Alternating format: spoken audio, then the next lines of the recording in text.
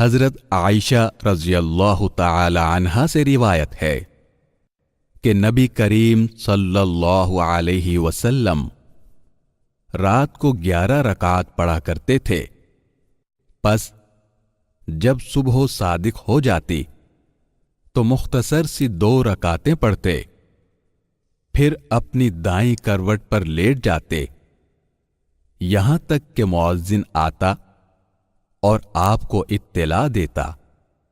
اسے امام بخاری اور امام مسلم نے روایت کیا ہے۔